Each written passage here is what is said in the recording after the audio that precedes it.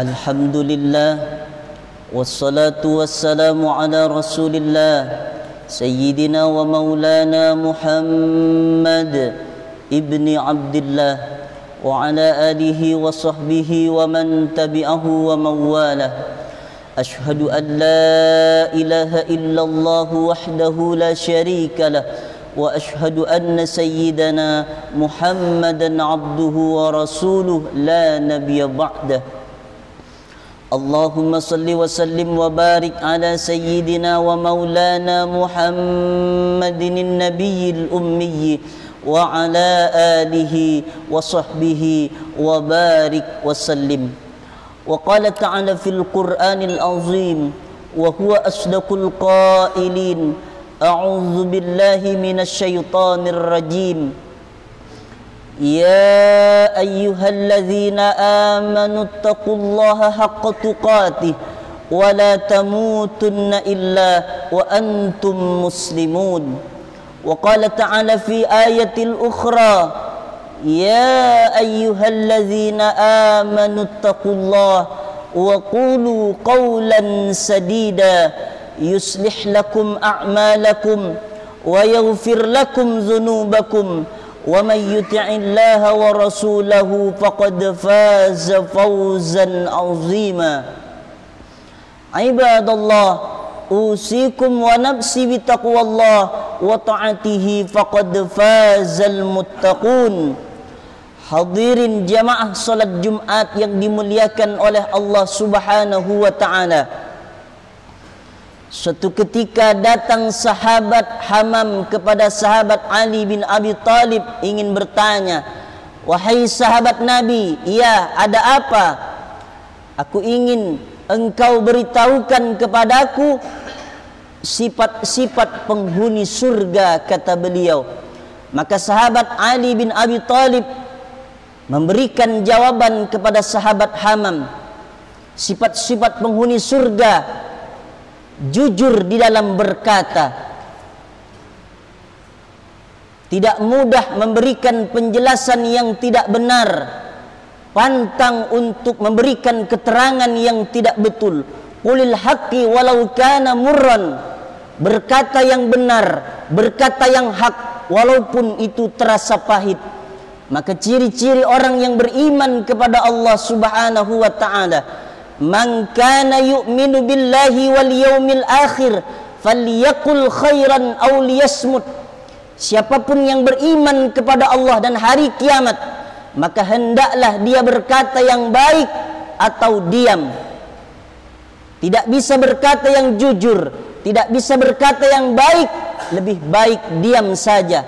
Senjata yang paling aman untuk kita di akhir zaman ini, diam. Kalau sempat, kalau bisa dan sanggup kita berkata yang benar, maka itulah orang yang paling baik, itulah orang yang paling dicintai oleh Allah Subhanahu wa taala. Kemudian kata sahabat Ali bin Abi Talib, sifat-sifat penghuni surga yang selanjutnya: berpakaian dengan sederhana sesuai dengan kebutuhan, tidak berlebih-lebihan. Dia pakai sesuai dengan kebutuhan yang dia butuhkan dalam kehidupan. Inna akramakum indallahi atqakum. Sesungguhnya orang yang paling mulia di sisi Allah adalah orang yang paling bertakwa, orang yang takut kepada Allah Subhanahu wa taala. Letak takut itu bukan di baju yang mewah, yang bagus, yang berharga, tapi letak takut itu adalah di dalam hati, ketika dia menanamkan rasa takut kepada Allah Subhanahu wa taala. Maka orang-orang yang beriman kepada Allah merasa dirinya selalu diawasi oleh Allah Subhanahu wa taala. Kemudian yang selanjutnya, kata sahabat Ali bin Abi Talib, sifat-sifat penghuni surga itu adalah mereka ketika berjalan betul-betul memelihara untuk tidak sombong di hadapan manusia, di tengah kerumunan manusia. Dia ingat pesan Allah Subhanahu wa taala dalam surat Al-Luqman ayat 18, "Wala tusair khaddaka linnas," dan janganlah memalingkan wajah dari manusia karena sombong. wala tamshi fil ardi maraha, dan janganlah kamu berjalan di atas muka bumi Allah dalam keadaan angkuh. Innallaha la yuhibbu kulla mukhtalin fakhur. Sesungguhnya Allah Subhanahu wa taala tidak menyukai orang yang sombong dan membanggakan diri. Orang yang sombong itu hina di hadapan Allah. Orang yang sombong itu jatuh dalam kehinaan dalam pandangan Allah Subhanahu wa taala. Nabi mengancam orang yang sombong. La yadkhulul jannah, takkan masuk surga. Siapa yang tak masuk surga itu ya Rasulullah? Man kana fi qalbihi misqala habbatin min khardalin min kibrin. Orang yang di dalam hatinya ada sombong sebesar biji sawi. Sebesar biji sawi kesombongan, manusia itu tak layak masuk dalam surganya Allah Subhanahu wa taala. Biasanya letak kesombongan itu karena harta. Biasanya letak kesombongan itu karena pangkat dan jabatan. Biasanya letak kesombongan itu karena ilmu. Maka kita berdoa berhindar diri untuk jauh dari sifat sombong, karena sombong itu adalah pakaian Allah Subhanahu wa taala. Tak layak manusia itu sedikit pun sombong di hadapan Allah Subhanahu wa taala. Kemudian kata sahabat Ali bin Abi Thalib, sifat-sifat penghuni surga di antaranya adalah memelihara pandangan dari apapun yang diharamkan oleh Allah Subhanahu wa taala. Kalau iman kita tidak kuat, maka mudah kita melihat aurat orang lain. Kalau iman kita tidak dijaga betul-betul, maka iman ini akan copot, iman ini akan tanggal, karena begitu mudahnya kita berbuat maksiat, terutama di media sosial. Kalau iman tidak kita jaga baik-baik, maka mata kita akan terjerumus dalam penglihatan yang diharamkan oleh Allah Subhanahu wa taala. Allah ciptakan mata bukan untuk bermaksiat. Allah ciptakan mata bukan untuk melihat yang tidak baik. Allah ciptakan mata untuk melihat Al-Quran, untuk melihat kebesaran ciptaan Allah Subhanahu wa taala. Maka kita gunakan mata itu dengan sebaik mungkin, karena akan ditanya nanti di hadapan Allah Subhanahu wa taala. Innas sam'a, pendengaran, wal basar, penglihatan, wal fuad, hati dan pikiran, kullu ulaika kana anhu mas'ula. Semua itu akan ditanya, akan disoal, akan dituntut di hadapan Allah Subhanahu wa taala. Kemudian yang selanjutnya, sahabat Ali bin Abi Thalib memberikan penjelasan sifat-sifat penghuni surga. Telinganya selalu senang mendengarkan setiap ilmu-ilmu yang bermanfaat. Tujuannya untuk memperbaiki kualitas hidupnya di hadapan Allah Subhanahu wa taala. Dan telinganya selalu ditutup dari hal-hal yang tidak bermanfaat, yang menjauhkan diri daripada Allah Subhanahu wa taala. Sebab ilmu kita bisa berpuasa dengan baik dan benar. Sebab ilmu kita bisa sholat dengan baik dan benar. Sebab ilmu kita bisa menghargai orang lain. Sebab ilmu kita bisa merendahkan hati, tawadu dalam kehidupan sehari-hari.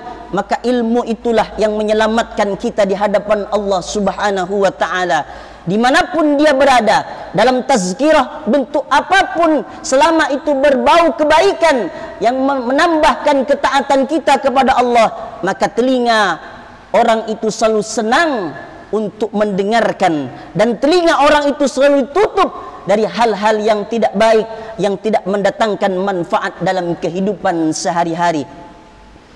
Kemudian sahabat Ali bin Abi Thalib juga berkata sifat-sifat penghuni surga kepada sahabat Hamam.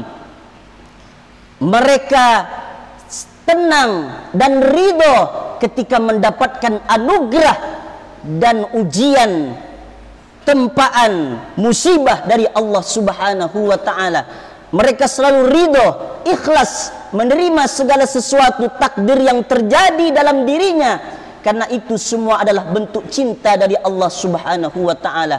Innallaha idza ahabba qauman ibtalahum, kata Nabi. Kalaulah manusia itu sedang diuji oleh Allah, itulah pertanda bahwa Allah sedang jatuh cinta kepada dirinya.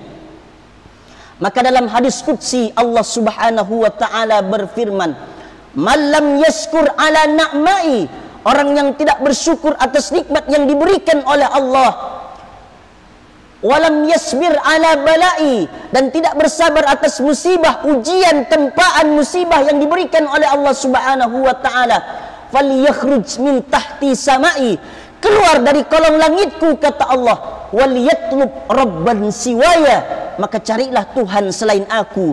Begitu kata Allah dalam hadis qudsinya. Maka setiap musibah, ujian kita hadapi dengan kesabaran, dengan bentuk ketaatan, bertambah ketaatan kita kepada Allah Subhanahu wa taala. Allah berfirman, "Innama yuwaffas sabiruna ajrahum bighairi hisab." Yaitu orang-orang yang sabar diberi balasan oleh Allah Subhanahu wa taala bighairi hisab, tak dapat dihisab, tak dapat dihitung, tak dapat dikira. Sungguh besar pahala orang yang sabar di hadapan Allah Subhanahu wa taala. Maka kalau kaki kita tertusuk oleh duri, kalau kaki kita masih terpeleset karena kulit pisang, disitulah Allah Subhanahu wa taala ingin memberitahukan kepada kita bahwa Allah ingin mencintai kita, bahwa Allah sedang jatuh cinta kepada hamba-hambanya yang taat, yang sabar di dalam ketaatan untuk beribadah kepada Allah Subhanahu wa taala. Kemudian sahabat Ali bin Abi Thalib juga memberikan penjelasan kepada sahabat Hamam tentang sifat-sifat penghuni surga, yaitu mereka rela menderita sementara di dunia demi kebahagiaan yang kekal dan abadi di akhirat. Ini sifat penghuni surganya Allah Subhanahu wa taala. Kalau kita lihat di dunia ini, maka Nabi sallallahu alaihi wasallam memberikan gambaran, wallahi, demi Allah, Nabi sampai bersumpah. Kenapa Nabi sampai bersumpah? Kalau Nabi sudah bersumpah, berarti ini adalah sangat penting. Wallahi, demi Allah, mad dunya fil akhirati illa masalu ma yaj'al ahadukum isbahu hadhihi fil yammi falyanzur bima yarji'. Demi Allah, perumpamaan antara dunia dan akhirat hanya seperti seseorang yang mencelupkan jari telunjuknya ke lautan, kemudian diangkat jari telunjuknya dari air lautan itu. Apa yang ikut? Hanya setetes, dua tetes saja. Itulah dunia. Kalau kau berhasil mendapatkan dunia ini, hanya setetes, dua tetes saja. Kalau kau tidak berhasil, kau tidak mendapatkan dunia ini, jangan berkecil hati, jangan bersedih hati. Hanya setetes, dua tetes saja. Karena dunia inilah yang bisa menyelewengkan manusia dari aturan-aturan Allah Subhanahu wa taala. Ada orang yang karena dunia tak peduli lagi yang mana yang haram, mana yang batil, mana yang mungkar, untuk mendapatkan kesenangan dunia yang sesaat saja. Tapi juga ada manusia yang tidak tertipu dengan silaunya dunia. Dia hanya menganggap dunia hanya dipegang di genggaman tangannya saja, tidak tersimpan di dalam hatinya. Tidak ada yang lebih pahit bagi seseorang kecuali orang itu sudah menyimpan dunia di dalam hatinya. Itulah ujian yang terpahit bagi orang yang menyimpan dunia di dalam hatinya. Maka kita banyak-banyak kita berdoa meminta kepada Allah Subhanahu wa taala supaya dunia ini ada dalam genggaman tangan kita saja, tidak masuk ke dalam hati kita, karena bisa membahayakan hubbud dunya wa karahiyatul maut. Akibat terlalu cinta kepada dunia, kata Nabi, menyebabkan orang itu takut mati meninggalkan harta yang sudah banyak, yang sudah disimpannya. Takut mati dengan kendaraan yang sudah mewah yang dicari dalam kehidupan di dunia.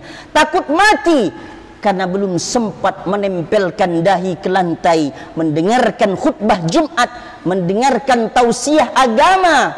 Itulah yang menyebabkan orang di antara terlalu cinta kepada dunia. Barakallahu li wa lakum fil Qur'anil azim. ونفعني وإياكم بما فيه من الآيات والذكر الحكيم wa taqabbal minni wa minkum tilawatahu innahu huwal ghafurur rahim.